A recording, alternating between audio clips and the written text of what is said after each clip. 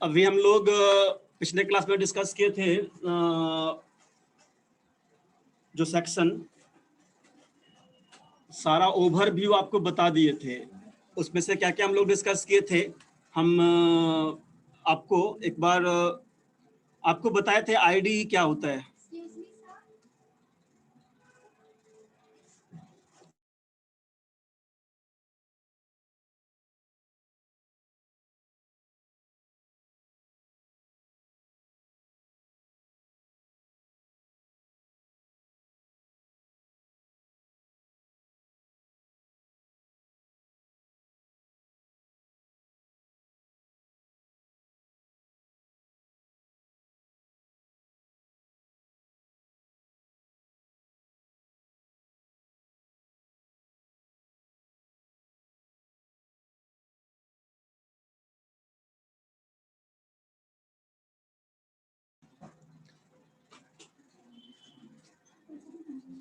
तो पिछले क्लास में हम लोग आईडी के बारे में देखे थे। आपको बताए थे कि अगर आपको डेवलपमेंट या प्रोग्रामिंग किसी भी लैंग्वेज में करना है तो हमको थोड़ा सा आईडी के बारे में पता होना चाहिए। हम लोग डिस्कस किए थे एक्चुअली, अगर हम सी की बात करें तो सी का कौन सा आईडी हमारे पास है, हम लोग कौन सा यूज कर रहे हैं अभी फिलहाल? कोई आईडी यूज कर रहे हो? आईडी का फुल फॉर्म क्या होता है? Integrated development environment. और इसके बारे में क्या बताए थे कि देखो, जनरली अगर हम चाहें तो एडिटर, जो यूनिवर्सल एडिटर हमारे पास है नोटपैड, उस पर भी हम प्रोग्रामिंग कर सकते हैं। बट जनरली दिक्कत क्या होगा कि फिर हमको मैनुअली उसको कंपाइल भी करना पड़ेगा और रन करना पड़ेगा। ठीक है, इस काम को अगर किसी इंटीग्रेटेड डेवलपमेंट इन्वायरमेंट्स के थ्रू करोगे तो फायदा क्या होगा कि सारा कुछ हमको IDE, output screen, console, tools, library, हर चीज एक जगह मिल जाएगा। ठीक है, और अभी जो टर्बो, ये हमारा जो सी की बात करोगे तो सी में देखो डेस्कटॉप पे हम लोग एक आईडी तुमको बताए थे, उसका नाम यहाँ पे क्या शो कर रहा है? Turbo C plus plus. Actually ये एडिटर जो आईडीई है ये सी प्लस प्लस प्रोग्रामिंग के लिए है। बट हम डिस्कस क्लास में किए थे कि सी प्लस प्लस के अंदर सी का कोई भी प्रोग्राम जो है आप एग्जीक्यूट करवा सकते हो, तो आराम से हम ये turbo C plus plus use कर सकते हैं। अब अगर हम यहाँ पे प्रोग्रामिंग पे चलें तो हम आईडी ओपन कर लेते हैं। बस केवल डबल क्लिक करोगे, इंस्टॉल के बाद जो है आपका यहाँ पे ये स्क्रीन ओपन हो जाएगा। इस स्क्रीन को ओपन करने के बाद हम लोग क्या करेंगे, फाइल के अंदर जाएंगे और न्यू पे क्लिक करेंगे। और यहाँ पे जो आप ब्लू स्क्रीन देख रहे हो, देखो यहाँ पे इसको फुल स्क्रीन करना होगा, देख रहे हो यहाँ पे एरो, इस पे क्लिक करोगे फुल स्क्रीन आ जाएगा ये। और यहाँ पे आराम से जो भी हम कोडिंग डिस्कस कर रहे थे पिछले क्लास में उसको यहाँ पे लिख सकते हैं। जैसे हम पिछले क्लास में डिस्कस किए थे कि ना यहाँ पे मान लेते हैं कि हम जब भी प्रोग्रामिंग शुरू करेंगे तो स्ट्रक्चर यहाँ पे हमारे पास मेन का होना मस्ट है। हम मेन के अंदर प्रोग्रामिंग करेंगे ताकि वो रन कर सके, कम से कम जो है एक मेन मेथड होगा। ठीक है, और मेन मेथड के इनसाइड जो है हम जो भी हमारा प्रोसेसिंग होगा, जो भी हम काम करना चाहते हैं प्रोग्रामिंग के जरिए, वो यहाँ पे लिखेंगे। जैसे फिलहाल हम यहाँ पे चाह रहे हैं कि बस 3 से 4 लाइन का कोडिंग जो है। ठीक है, जैसे पिछले क्लास में हम लोग डेटा टाइपिंग की बात किए थे इंट के बारे में, तो क्या स्टेटमेंट यहाँ पे लिखें? अगर हमें 2 वेरिएबल डिक्लेयर करना हो तो क्या करेंगे? यहाँ पे 2 वेरिएबल, अगर हम बताए थे वेरिएबल डिक्लेयर करते समय हम पहले पर्पस समझते हैं कि हमारा पर्पस क्या है, हम क्यों वेरिएबल डिक्लेयर करना चाहते हैं, और पर्पस के अनुसार डिसाइड करते हैं कि वो इंट होना चाहिए, क्या होना चाहिए, या तो इंट होगा या फ्लॉट होगा या लॉन्ग होगा या डबल होगा। हम ये 3-4 वेरिएबल के बारे में डिस्कस किए थे। ठीक है, डाटा टाइप के बारे में। इसके अलावा एक कैर है, तो हमको ये डिसाइड करना पड़ेगा कि आखिर हम कौन सा जो है यहाँ पे डाटा टाइप यूज करें। तो ये कैसे डिसाइड करेंगे? तो हम जो हमारा वर्क होगा, जैसे हम प्रोग्रामिंग जब करेंगे तो क्या करने वाले हैं, जैसे मान लेते हैं अगर कोई प्रोग्राम तुम बना रहे हो सिंपल इंटरेस्ट निकालने का, पिछले क्लास में हम लोग एग्जांपल देखे थे।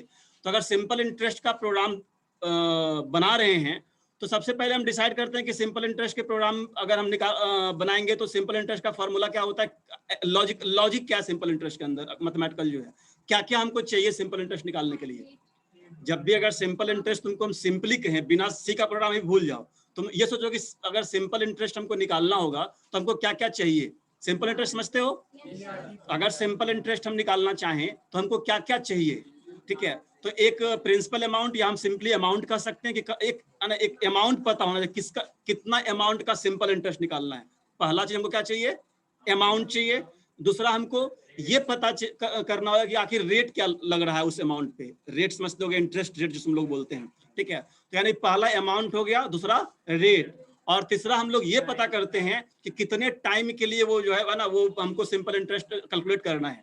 तो यानी कि ये मैथ में भी हम लोग देखे हैं कि अगर सिंपल इंटरेस्ट निकालना है तो हमको तीन जो है वेरिएबल चाहिए, जिसको है ना, जिसमें हम लोग ए ना लिखते थे सिंपल इंटरेस्ट में, SI इक्वल टू अमाउंट, यानी ए लिख सकते हैं शॉर्ट में, ए आर और टी, ये तीन चीज हमको चाहिए, और डिवाइड बाई 100 तो खैर वो कल ये प्रोसेसिंग में आ जाएगा, ठीक है? यानी ये तीन चीज अगर हमारे पास, यानी कि कौन कौन तीन चीज, ART अगर हमारे पास है तो हम सिंपल इंटरेस्ट निकाल सकते हैं।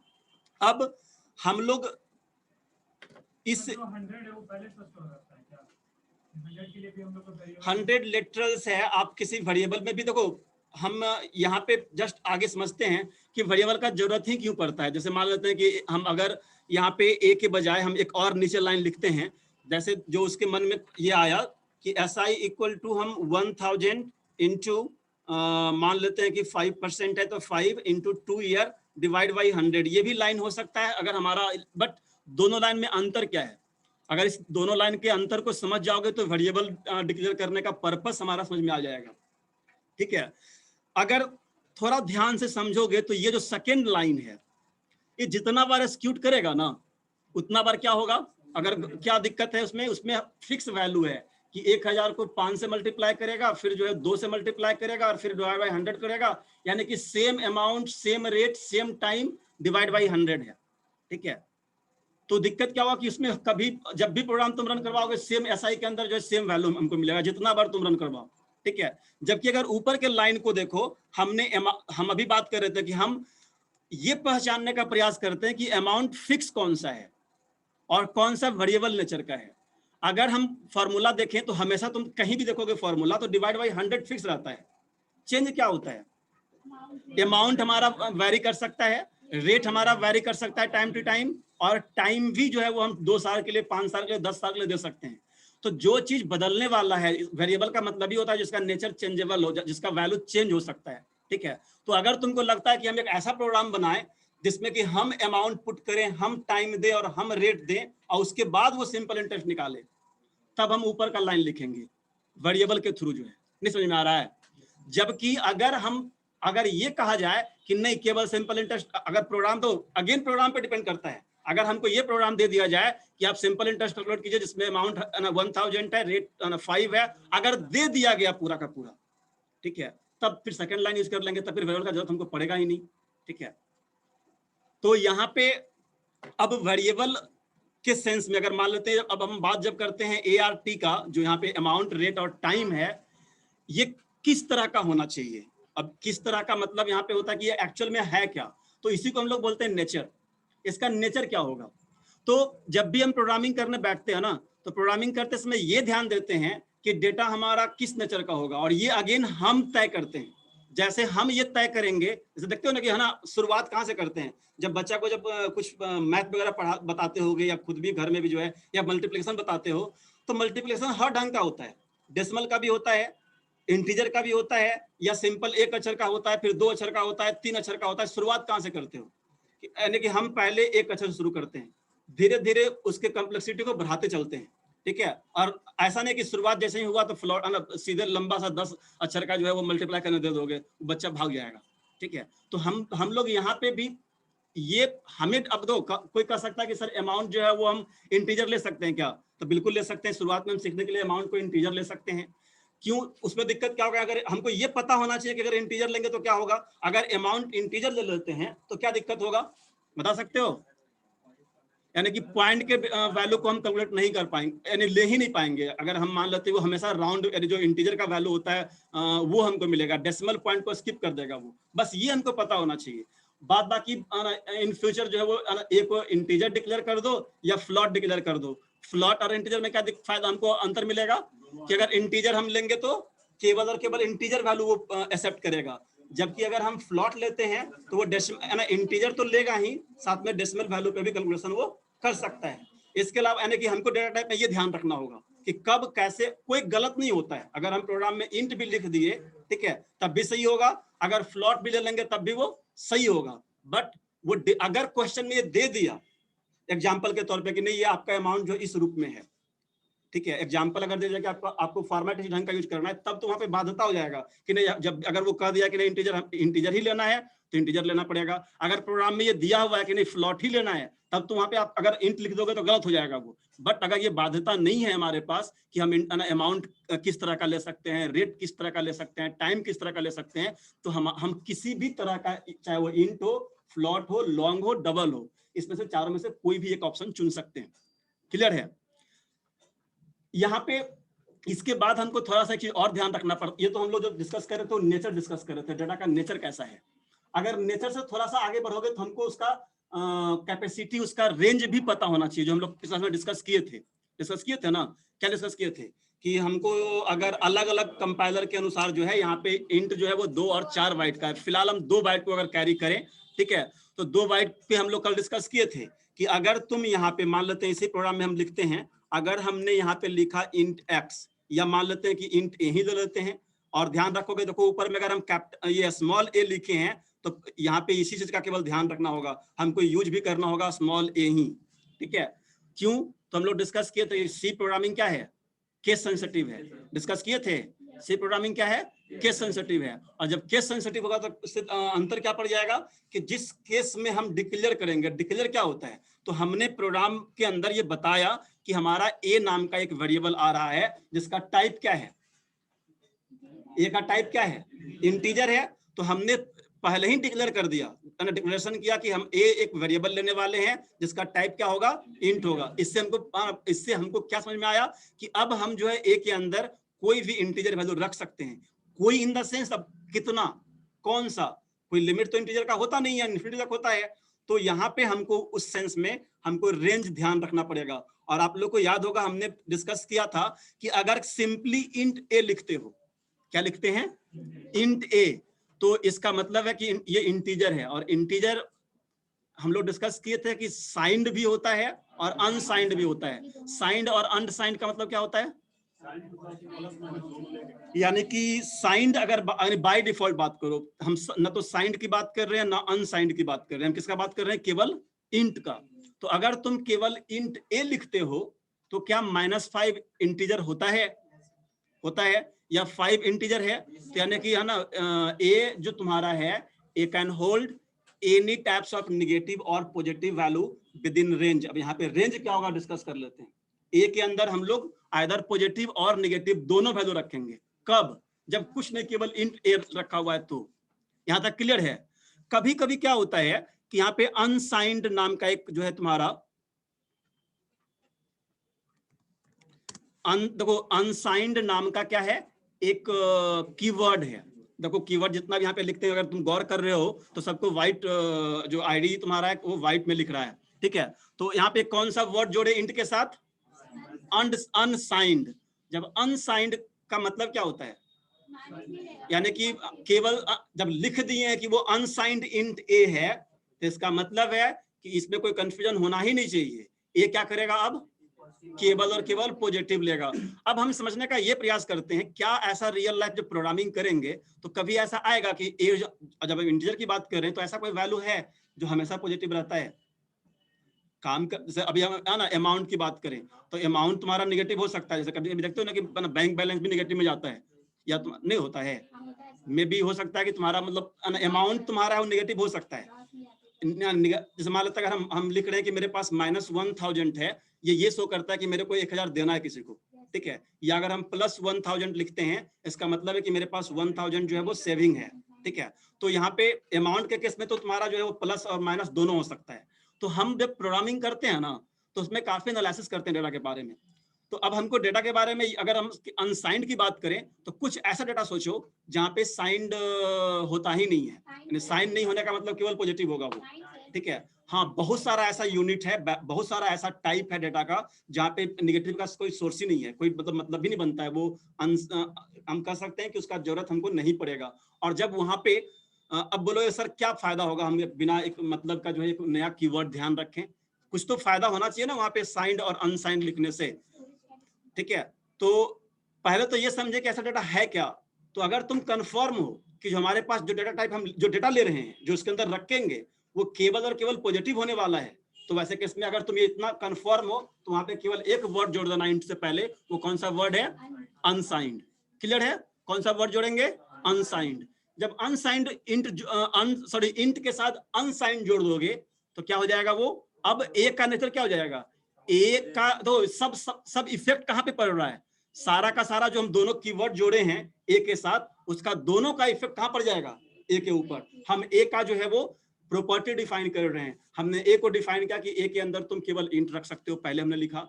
फिर हमने ये डिफाइन किया कि नहीं, ए के अंदर तुम केवल इंट तो रखोगे ही, और केवल उसमें भी इंट का एक टाइप केवल जो है जो कि पॉजिटिव केवल होगा, और पॉजिटिव में 0 भी आ जाएगा, 0 to n तक चलेगा, जहां तक का नंबर हो। आगे हम रेंज में देखेंगे कितना तक जाएगा वो, ठीक है। तो अनसाइंड इंट ए लिखने से, या यहाँ पे कॉमा देके तुम जितना वेरिएबल चाहो उतना वेरिएबल यहाँ पे डिक्लेयर कर सकते हो। तो अब देखो, अगर एक लाइन यहाँ पे लिखे हैं अनसाइंड इंट ए बी, इसका मतलब है कि ए और बी दोनों इंटीजर टाइप है, और इसमें केवल और केवल हम पॉजिटिव वैल्यू रख सकते हैं। ये लाइन क्लियर है? अब अगर इस लाइन को में से इस वर्ड को हटा दोगे, कौन सा वर्ड, बाय डिफॉल्ट रहता नहीं है, हमको लगाना पड़ता है। कौन सा लगाना पड़ता है? अनसाइंड हमको जोड़ना पड़ेगा। अगर साइंड रखना चाहते हो, क्या रखना चाहते हैं? साइंड। तो यहाँ पे लिखने का जरूरत नहीं है, केवल इंट ए और बी लिख दो। इसमें पॉजिटिव भी रख सकते हो और निगेटिव भी रख सकते हो। तो मेरे ख्याल से ये जो हमारा एक नया कीवर्ड था, इसमें किसी को कंफ्यूजन नहीं है।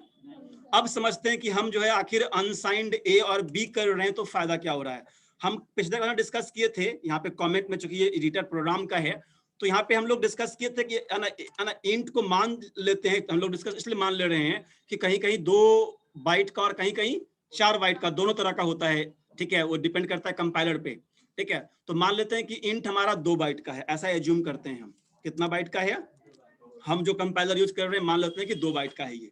हम आगे हमारे पास ऐसा कुछ कीवर्ड है साइज ऑफ, जिसके थ्रू हम लोग साइज भी चेक कर सकते हैं कि इस कंपाइलर में कितना बाइट का इंट जनरेट हो रहा है। थोड़ा सा हम लोग आगे चलेंगे तो, ठीक है। अभी फिलहाल ये मान के चलते हैं कि 2 बाइट हमारा एलोकेट कर रहा है। तो हम लोग डिस्कस किए थे कि हम लोग इसको पूरा क्लास लिए थे इस पे जो है, ठीक है, कि 2 बाइट का है तो कितना हो जाएगा, कितना बिट हो जाएगा, 16 बिट ना हो जाएगा, ये कितना हो जाएगा, 16 बिट। अब देखो, अगर ये वर्ड जुड़ गया तो ये जनरली होता क्या है ना कि 16 बिट को हम डिवाइड कर देते हैं 1 बिट और प्लस 15 बिट, ऐसे लिख सकते हैं। 15 और 16 ही होगा, 16 बिट हो गया।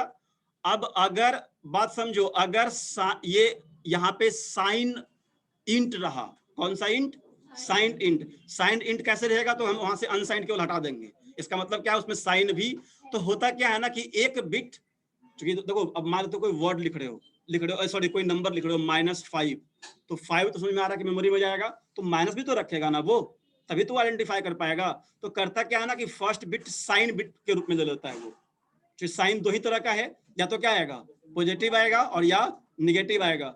अगर पॉजिटिव निगेटिव के लिए एक बिट क्या करेगा, साइन के लिए वो रिजर्व कर लेगा। कब? जब हम इंट के साथ अनसाइंड नहीं लिखते हैं तो जब एक बिट तुम किसको दे दिए, एक बिट मान के चलो कि किसको दे दिए, साइन को दे दिए, तो बचा कितना, 15 बिट। तो 15 बिट हमारा डेटा के लिए होता है।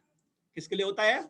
डेटा के लिए। और इससे अंतर क्या पड़ता है, अगर हम मैक्सिमम या मिनिमम की बात करें, अगर तो वैसे केस में क्या होगा कि हम लोग डिस्कस किए थे कल, माइनस जो है वो -2 अगर एक बिट दे दिए हो तो वैसे केस में निगेटिव आएगा।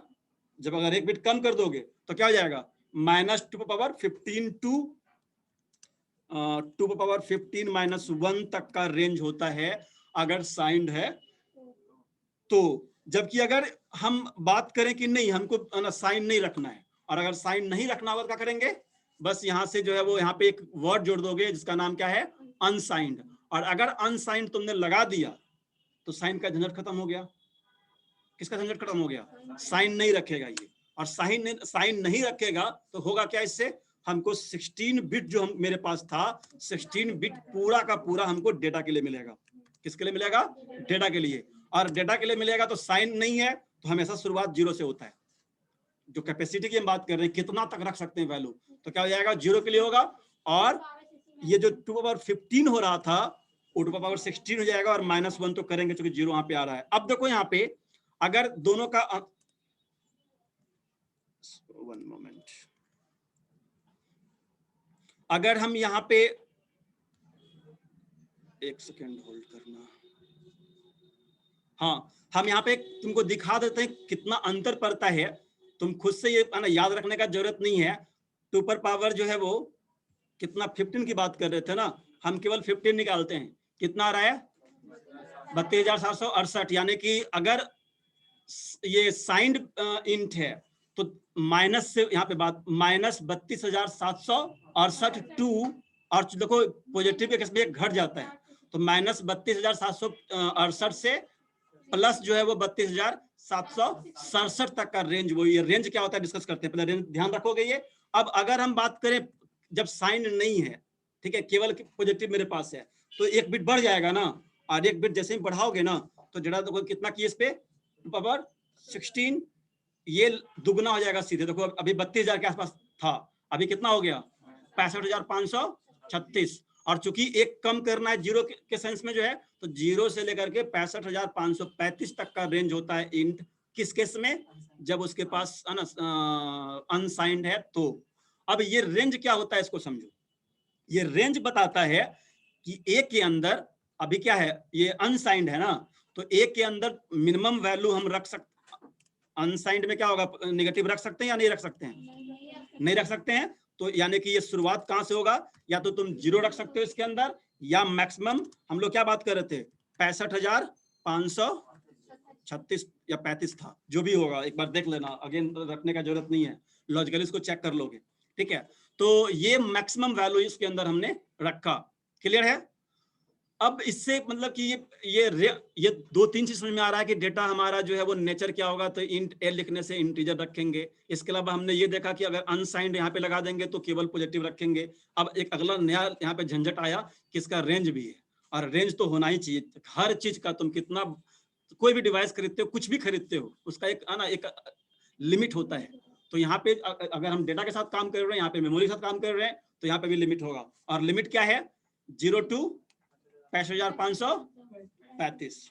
अब हमको ये समझना होगा, ये ध्यान रखना होगा कि हम इंट ए तभी रखेंगे जब हमारा डेटा इस रेंज में आ जाए।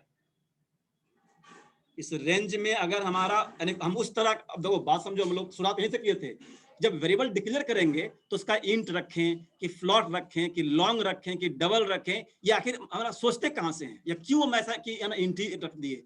तो हम लोग 2-3 चीज देखते हैं, डेटा का नेचर कैसा है, डेटा किस तरह का आने वाला है, और कितना बड़ा या कितना छोटा है।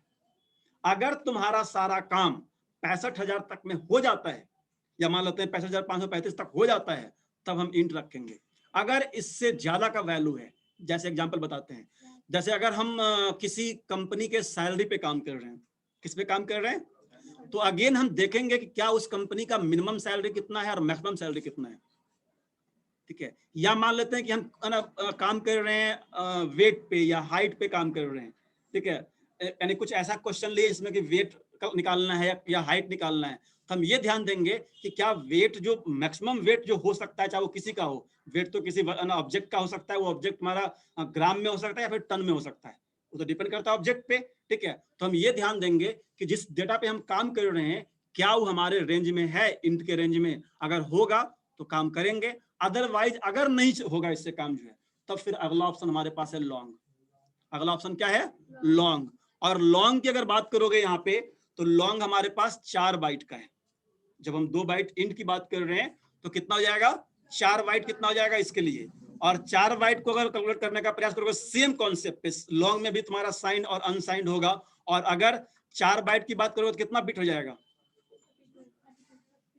32। तो अगर चेक करोगे 2^32, अभी हम लोग देखे थे 32 क्यों कर रहे हैं, तो 0 to इतना चल जाएगा। क्या हुआ बाबू?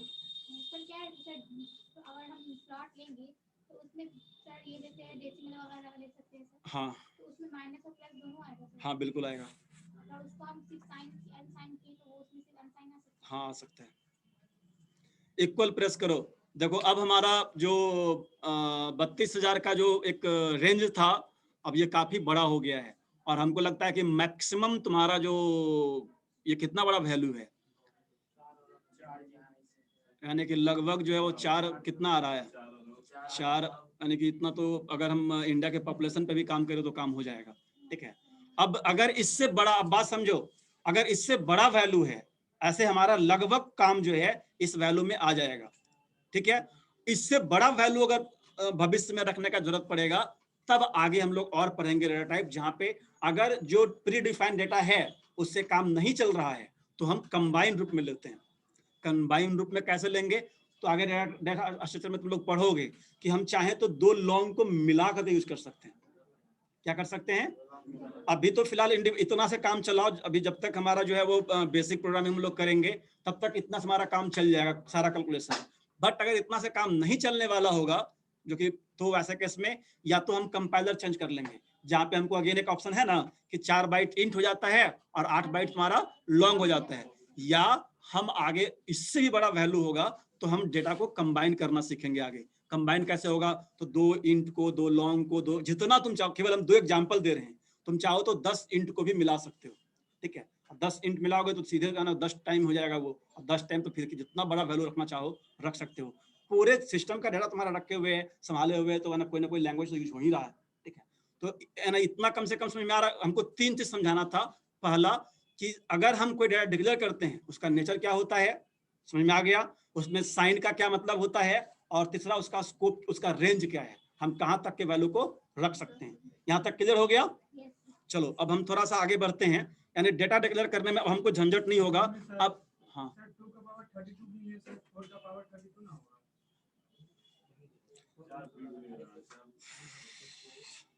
पिछले क्लास में थे, इसका एक सिंपल सा क्वेश्चन है, अच्छा क्वेश्चन है, हम एक बार डिस्कस कर लेते हैं। इसने बोला कि मान लेते हैं कि हमने यहाँ पे लॉन्ग लिया। ठीक है, लॉन्ग हमारा क्या था, 4 बाइट का हमने एज्यूम किया, सॉरी टाइपो। तो यहाँ पे हम 4 बाइट हमने असाइन किया। तो अगर तुमको अब यहाँ पे हम अगर ये मान लेते हैं कि क्या है, अनसाइंड है, क्या है, अनसाइंड है, तो क्या होगा 0 2। अब ये कह रहा है कि ना इसको ये समझ में आया था, पिछले शायद कंफ्यूजन हो गया था कि यहाँ पे 2 पे पावर 32 होगा या 4 पे पावर 32 होगा। ठीक है, तो ये क्यों ऐसा हो रहा है, इस पे हम लोग आते हैं। ये बेस क्या होगा, ये डिपेंड करता है कि हम वैल्यू कहाँ रख रहे हैं। ये जो बेस हम देख रहे हो, ये क्या, किसकी बात कर रहे हैं, बेस का। तो बेस क्या होगा, 2 होगा या लॉन्ग में 4 हो जाएगा। इंट में इसको समझ में आ गया था, बट ये गलत कॉन्सेप्ट ले लिया था वहां पे। जैसे इंट में भी तो था, इंट में क्या था, 2 बाइट, और हमने यहाँ पे भी लिखा था कि अगर हम साइन नहीं लेते हैं, अनसाइन लेते हैं, तो क्या यहाँ पे कोई कंफ्यूजन नहीं था। यहाँ पे क्या होगा, 2 पावर ऐसे 16 कर देते हैं, और ध्यान रखना इसमें -1 होता है अगर पॉजिटिव में चल रहे हो। किसमें, ये -1 यहीं पे लिख लेते हैं हम, -1। यहाँ पे भी हम लोग लास्ट में -1 लिखेंगे। हम लोग डिस्कस कर चुके हैं इसके बारे में, और पिछले क्लास में डिस्कस किए थे इसके बारे में कि बेस 2 क्यों होगा, बट चूंकि पूछ दिए हो एक बार बता देते हैं।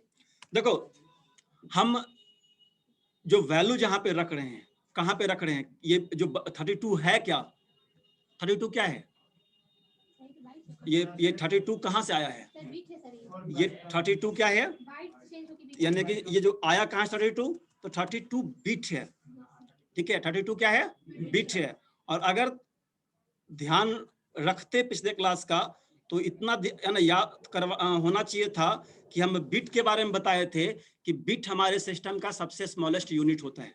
क्या होता है, यानी मेमोरी का सबसे स्मॉलेस्ट यूनिट है, और इस बिट के अंदर हम आइदर 0 और 1 रख सकते हैं। क्या रख सकते हैं, यानी हर बिट के अंदर आइदर 0 या 1, इसके अलावा कुछ और नहीं रखाएगा। यानी कि हर बिट के अंदर 2 रख सकते हैं। अगर मान के चलो, ऐसा जबकि होता नहीं है, अगेन हम ये एज्यूम कर रहे हैं, अगर हर बिट के अंदर 3 वैल्यू रखते, कितना वैल्यू, ये बिल्कुल गलत है, हम केवल समझाने के लिए बता रहे हैं। यहाँ पे हर हाल में बिट कितना होगा, एक बिट के अंदर आइदर, चूंकि ये मशीन में केवल 0 और 1 समझता है, हम लोग डिस्कस ऑलरेडी कर चुके हैं, बट मान लो ऐसा कि हर बिट में हम 0, 1 और 2 रख सकते, तो हम लोग इस पे कैलकुलेशन करके दिखा दिए थे, पता नहीं क्यों पूछा। अब अगर 2 है तो बात समझो, अगर क्या है हमारे पास 0 और 1 रखने का कैपेबिलिटी है, और ऐसा है भी बिट के अंदर, तो एक बिट के अंदर बात समझो, किसके अंदर, एक बिट के अंदर क्या क्या वैल्यू रखा जाएगा, या तो 0 रख सकते हो या 1 रख सकते हो। कितना वैल्यू आया, ये 2 वैल्यू हम रख सकते हैं इसके अंदर। अब अगर 2 बाइट कर दोगे ना, तो हम लोग डिस्कस किए थे इसके बारे में, यानी तो ये दो के लेके चलो। देखो इस दोनों को हम कलर कर देते हैं अगर संभव होगा तो, बैकग्राउंड छोड़ो उतना नहीं। यहाँ पे देखो, अगर हम इस 2 बिट में, अब देखो या तो यहाँ पे इस 2 ही बिट का पे फोकस करना, हम यहाँ 0, 0 रख सकते हैं दोनों में, ठीक है, या कभी कभी 0, 1 रख सकते हैं, क्योंकि उसमें 1 रखा जाएगा, उसमें 0 रखा जाएगा। इसके अलावा हम इसमें 1 और इसमें 0 रख सकते हैं, याद, यानी टोटल 0, 0, 0, 1, 1, 0 और 1, 1, यानी 2 बिट अगर हमारे पास आया तो हम 4 तरह का वैल्यू रख पाए। और सबसे बड़ा वैल्यू क्या रखे, तो 1, 1, और आगे तुम लोग को बताया जाएगा कि 1, 1 का मतलब बाइनरी में 3 होता है, ठीक है, 1, 1 का मतलब 3 होता है, यानी 0 से 3 रखे, टोटल 4 वैल्यू। कब, जब 2 बिट हुआ तो। अगर 3 बिट होता तो हम लोग डिस्कस किए थे कि 0, 0, 0, 0, 0, 1, इस तरीके से तुम्हारा जो है वो 8 डेटा तुम इसके अंदर रख सकते हो। और ये आ कहां से रहा है, तो चूंकि हमारे पास 2 ही वैल्यू रखने का यहाँ पे कैपेसिटी है, तो ये इसीलिए बेस जो हमारा हो जाता है वो 2 होता है, हर के पास 2 है, तो सीधे मल्टीपल 2 से होना, यानी ये है तो 2 हो गया, 1 बराबर 4 हो जाएगा, 8 हो जाएगा, 16 हो जाएगा, ठीक है। इसको और समझने के लिए तुमको नंबर सिस्टम थोड़ा समझना पड़ेगा।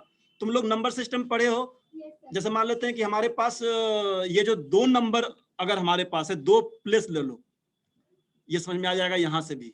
तो वो 2 प्लेस हमारे पास है, 2 प्लेस इन द सेंस ये फर्स्ट प्लेस मान लो और 10th प्लेस मान लो, या मान लो कि 2 डिजिट का नंबर, तो 2 डिजिट का नंबर मैक्सिमम और मिनिमम कितना होगा, मिनिमम वैल्यू क्या होगा, 1, 0, मिनिमम वैल्यू क्या होगा, यानी कि 2 डिजिट हमारे पास है, 2 प्लेस है, उसके पास उसमें मिनिमम वैल्यू क्या रख सकते हैं, 10। 2 डिजिट का मिनिमम वैल्यू क्या होगा, 0, 0 रख सकते हैं, 10 क्यों, ये कितना हो, तो यहाँ पे अगर हम लिखते हैं 0, 0, कितना डिजिट है ये, है ना, मिनिमम क्या होगा 0 और मैक्सिमम क्या होगा 99। अगर ध्यान, यानी 0 से 99 कितना नंबर हो गया टोटल जो है 100। ये 100 पता है कहां से आ रहा है, एक और एग्जांपल देते हैं, इसको 3 डिजिट कर दो, कितना डिजिट, 3 डिजिट। 3 डिजिट में मिनिमम क्या हो जाएगा, अगेन 0, और मैक्सिमम क्या हो जाएगा, ये कहां से आ रहा है, एक और बढ़ाओ थोड़ा सा, जैसे काम करोगे ना तो एक खुद ही जो है एक लॉजिक आ जाएगा, 4 डिजिट करो, 0, 0, 0 कर देते हैं, और 3 ही लिखिए, कोई बात नहीं 4 कर देते हैं, तो ये हमारा जो है वो हो जाएगा 9999। और अगर ध्यान से समझ पा रहे होगे तो समझो ये टोटल तुम्हारा कितना हो जाएगा, 10,000 हो जाएगा। ये कितना टोटल हो गया, 1000। ये टोटल कितना हो गया था इससे पहले, 0 से 99 था, टोटल कितना हो गया था 100। अगर एक डिजिट करते हो तो 0 से 9 तक, यही ना 9, ये कितना हो रहा है, ये पता है कहां से आ रहा है, ये अगेन बेस जो यहाँ पे जनरेट हो रहा है। इससे पहले मेरा बेस क्या था, इससे पहले जब हम बाइनरी की बात कर रहे थे तो बेस क्या था हमारा 2 था। यहाँ जो बेस बन रहा है वो बेस बन रहा है 10। देखो ये जो तुम्हारा है 10 पे पावर 1 है। ये जो 100 यहाँ पे लिखे हो, 100 के पास कितना डिजिट, कितना बिट था, मान चलो 100 में कितना है, 2 बिट, अगर हम 2 प्लस मान के चलते हैं, बिट नहीं 2 प्लस मान के चलते हैं तो पावर 2 हो जाता है। किस पे पावर 2 हो जाता है, 10 पे। अगर 1000 पे चल रहे हो तो 1000 पे चलने के बाद 10 टू द पावर 3 हो गया। अगर इसकी बात करोगे तो यहाँ पे क्या हो रहा है 10 टू द पावर 4। ये 10 क्यों आया, ये इसी में कंफ्यूजन हुआ था कि यहाँ पे 10 आ रहा है, इसको हम कलर करते हैं, जबकि यहाँ पे हमारा 2 आ रहा है। क्या हो रहा है? इसलिए आ रहा है कि इस प्लेस पे जहां पे वैल्यू रख रहे हैं, बाइनरी में केवल 0 और 1 यूज कर रहे थे, यानी 0 और 1 के हेल्प से बना रहे थे।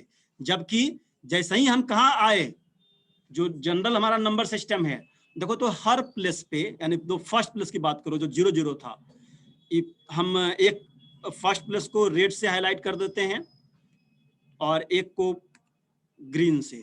देखो तो हर प्लेस पे, इसको थोड़ा और जूम करो, देखो तो हर प्लेस पे यहाँ पे, यानी ये फर्स्ट प्लेस देखो, यहाँ पे कितना नंबर आ सकता है? पहले 0 आ सकता है, फिर 1 आ सकता है, फिर 2, यानी टोटल 10 आएगा ना 0 से 9 तक। और यहाँ भी क्या आएगा? 0 से 9, यानी इसको 2 अलग अलग प्लेस मानो, उसमें बिट था ना, तो यानी हर प्लेस पे हम मैक्सिमम 10 वैल्यू रख सकते हैं। 10 वैल्यू कैसे? तो 0 1 से लेकर के 9 तक 10 ही होता है। तो जब 10 ही आ रहा है, यही कारण है हमारा बेस क्या बन जा रहा है? 10 बन जा रहा है। यानी कि अगर हम ये मान के चले कि अगर हमारे पास 6 प्लेस होगा, 6 प्लेस यानी 6 डिजिट का मिनिमम वैल्यू तो हमको पता है हमेशा 0 होगा। क्या हो रहा है? 6 प्लेस का अगर 6 डिजिट की बात करें तो 6 डिजिट का मिनिमम वैल्यू हमेशा क्या होगा? 0 होगा। जबकि अगर हम मैक्सिमम वैल्यू की बात करें तो 5 टाइम 9, इसमें कंफ्यूजन नहीं है। टोटल मिलाओगे ना तो कहीं ना कहीं 10 टू द पावर कितना हो जाएगा? 6। किसी को कंफ्यूजन नहीं है? 10 का क्यों आ रहा है? क्योंकि जो प्लेस हमारे पास है उसमें 10 वैल्यू आ रहा था। इससे पहले 2 क्यों आ रहा था?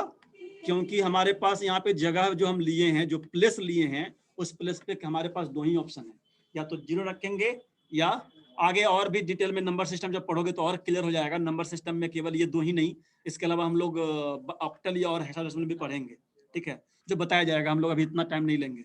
तो आप समझ में आएगा कि यहाँ पे जो हम लोग बेस लिए थे, कौन सा, ये जो बेस लिए हैं वो 2 क्यों लिए, ठीक है।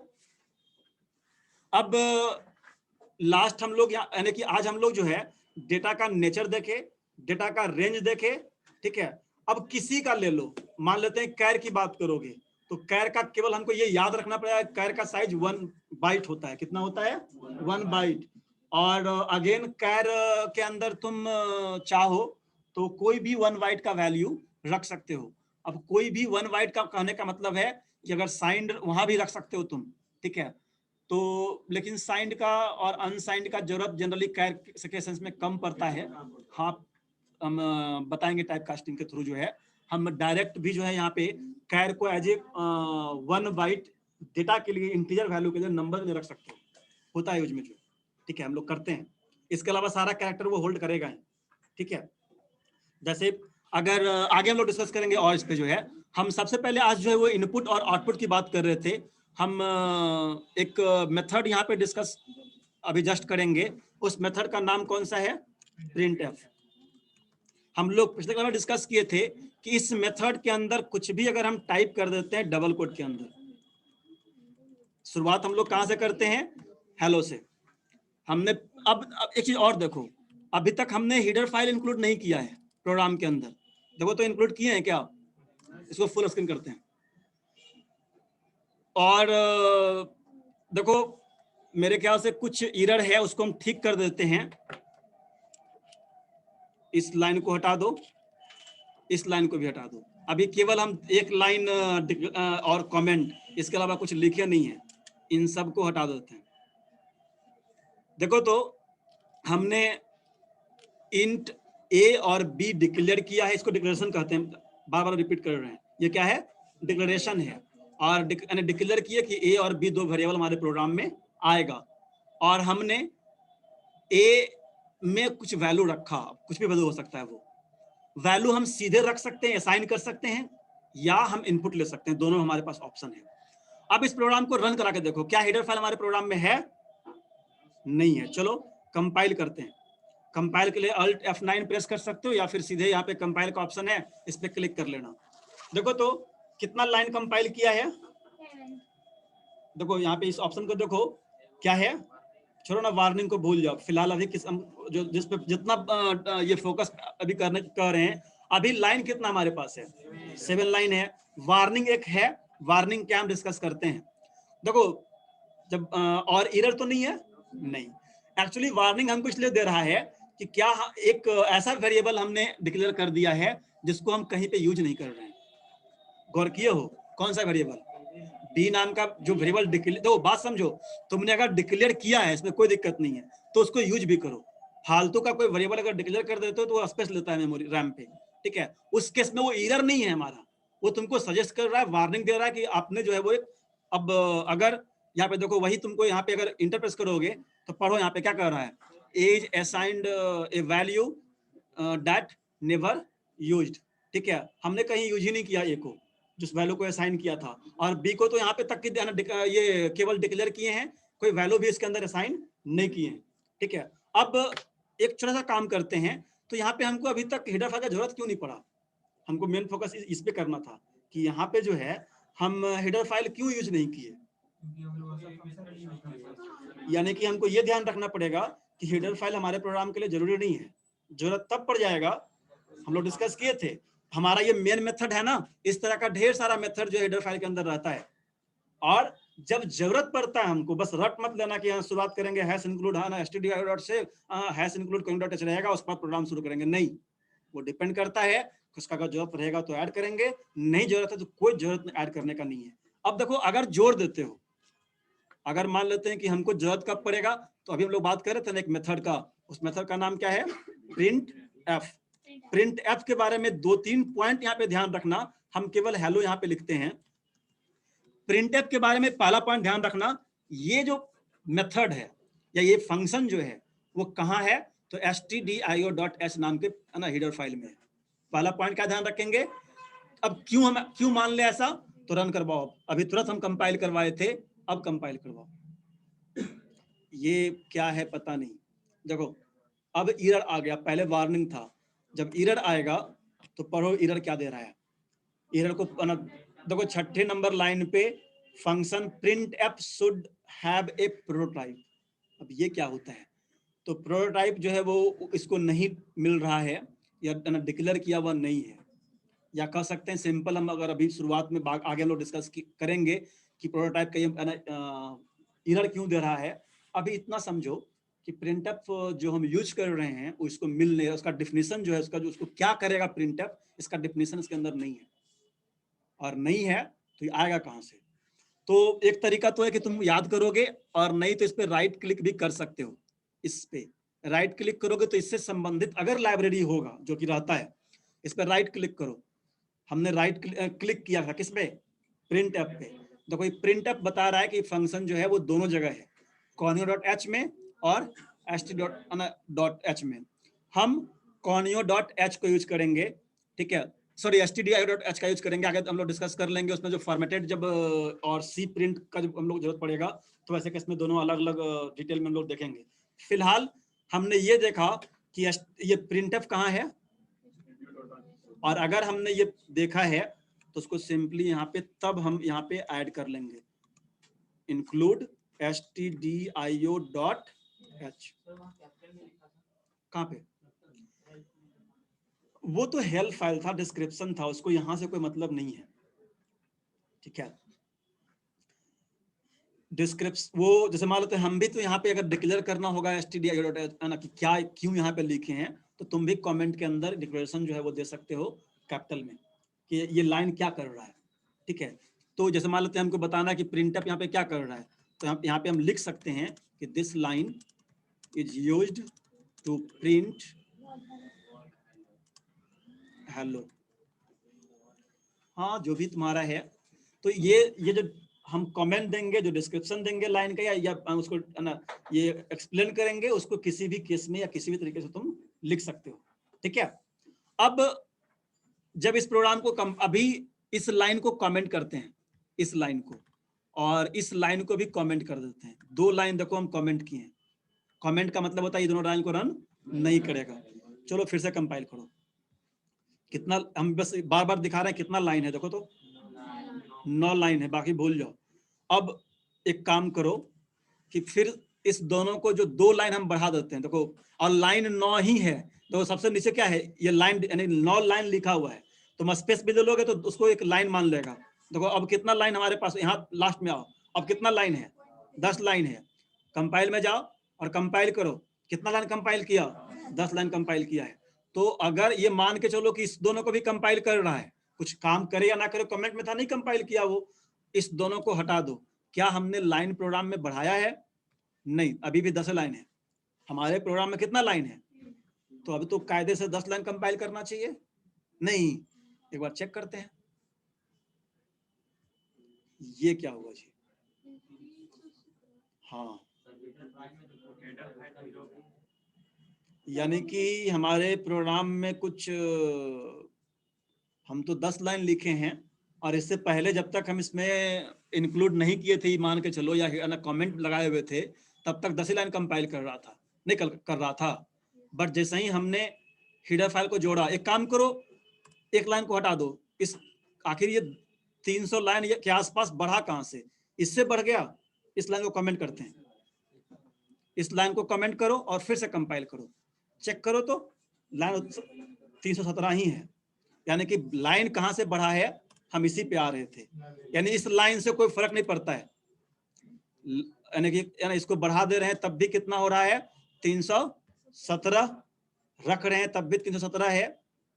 अब थोड़ा सा यहाँ पे चेंज करके देखो, इस लाइन को हटा दो, एक तो गलती आ जाएगा और लाइन भी कम हो जा रहा है ना जी। 10 ही लाइन है, यानी कि ये लाइन ही हमारे प्रोग्राम में, ये इसका नाम ही है। और ना इसका क्या कह रहा है ये? इंक्लूड। और इंक्लूड का मतलब मेरे ख्याल समझ में तुम लोग आना चाहिए था। इंक्लूड का मतलब होता है कि तुम्हारे प्रोग्राम में वो ऐड कर देगा। और ऐड क्या करवा रहे हैं? stdio.h। और ये stdio.h है क्या? तो प्री डिफाइंड हीडर फाइल है। और हीडर फाइल क्या होता है? एक तरह का प्रोग्राम ही है हीडर फाइल भी, जो सिस्टम, जो डेवलपर है उसके द्वारा बनाया हुआ है। और उसके अंदर क्या है? तो जो हम बताए थे ना, कुछ जो मेथड होता है, कुछ वर्क जो है उसको पहले से करके रखा हुआ है, हम उसको को अपने प्रोग्राम में ऐड कर लेते हैं। तो हमको 300 लाइन का कोडिंग करने से हम बच गए। नहीं, आखिर 300 लाइन आ रहा है तभी तो क्या किया, 300 लाइन के आसपास हमारे प्रोग्राम में ऐड कर दिया। और वहीं पे इसका डिफिनीशन भी है। किसका डिफिनीशन? प्रिंटएफ का। वहां पे क्या है? प्रिंटएफ का हमको डिफिनीशन मिल जाएगा। और जब प्रिंटएफ का डिफिनीशन मिलने का मतलब क्या होता है कि प्रिंटएफ क्या काम करेगा, वो कहां पे लिखा हुआ है? इस stdio.h के अंदर। क्लियर है? कौन ऐसा नहीं हो सकता सर, जो रीड करता, कंपाइल करता, उसमें सिर्फ प्रिंटएफ का फंक्शन रीड करे, सब लाइन को रीड करे। फिलहाल सी में तो अभी जो है वो इस तरह का जो है वो पार्शियल इंक्लूडिंग नहीं कर सकते हो। इसको हम लोग बोलते हैं पार्शियल इंक्लूड करना। आगे जो ये प्रॉब्लम था, इस प्रॉब्लम को सॉर्ट आउट किया गया है, कुछ लैंग्वेज में किया गया है। जैसे हम लोग अगर बात करें जावा का, ठीक है, तो जैसे जावा में भी हेडर फाइल नहीं बोलते, वहां पे पैकेज बोलते हैं। ठीक है, तो पैकेज मान लेते हैं, जैसे हेडर फाइल stdio.h है ना तुम्हारा जो है, तो वहां पे मान लेते हैं कि आईओ नाम का एक पैकेज होता है। किस नाम से? आईओ नाम का पैकेज।